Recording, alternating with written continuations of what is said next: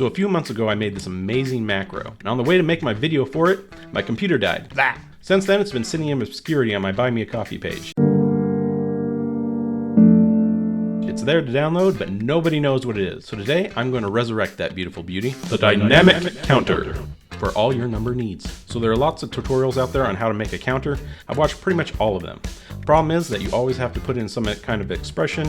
There's no way to start or stop it, and I really wanted a tool where I could just plug in a couple numbers and have it go. So that's what I did. You can make a Smash Brothers meme. You can use it to do that awesome YouTube subscribe page that you've always wanted to do. You can even make something that looked like this. Is that variable speed, you ask? Why, yes. Yes, it is.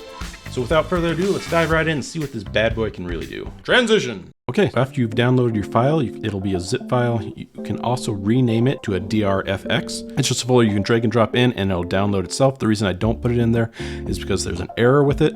If you already have a file in there, it'll overwrite it, but instead of overwriting it, it'll just delete it.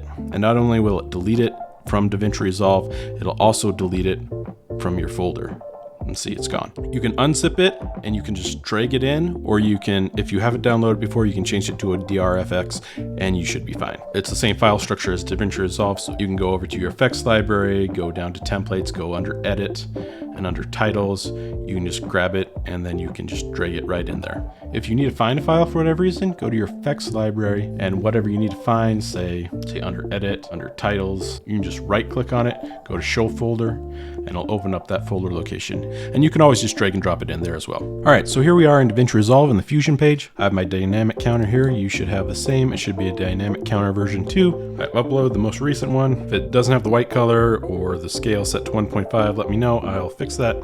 But it should be there and we should be good to go. So by default, I have it set up for 24 frames for a 5-second clip. This is all customizable. You don't need any expressions. You don't need any keyframes. You can change it to whatever frame rate needs to be just by changing frames. By default, it's going to count from 0 to 100. If I want, I can add in a delay. So the start frame and the end frame, I can say start on frame 30. Now it won't start till frame 30, and I'll count to 100 and stop at frame 120. I can put in any number I want. I can have it start at 35, go to 500. It'll work all the same. Just have to count faster. Did this using multiple expressions. You don't have to worry about them. There's no expressions, no keyframes.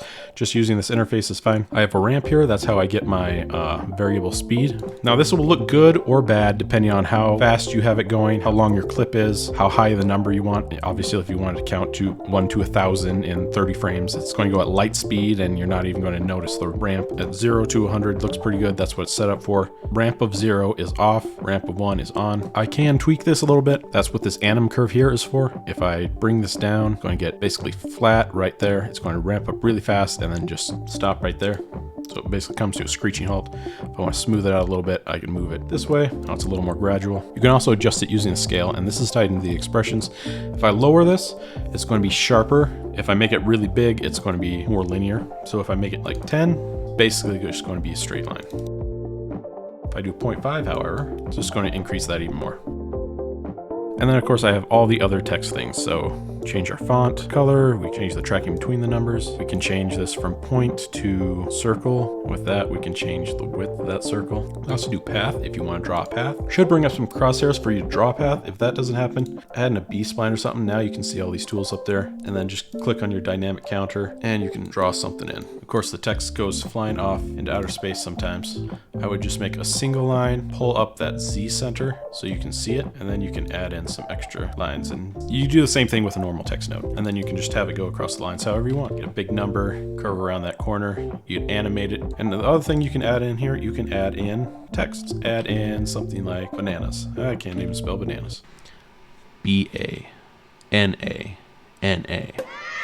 Banana. You can go here, you can change your color, throw it on a circle, and you have counting bananas. Look at that. You could also, if you wanted to add in commas, you could do it that way. So you just wanted some static numbers and you wanted just a portion of it to move. You could do that. You can do all sorts of things with this. And if you need to separate it a little bit, you can always adjust it right there. So those are the basic controls, but those aren't all the controls because I saved it in a group. So if you ever need to change anything in here, you can just open it up. We have a custom tool, we have a timer, we have this secondary timer text, which is just this box right here. We have our text here. You could go to shading if you wanted to. You could activate, the outline if you needed to. Add in a big old outline on it. You could do whatever you want. It's fully customizable. It's also just a normal node, so you can always plug in things into it. You can add in, I don't know, an edge detector, make it kind of crazy. You could add in a glow, whatever you want to do.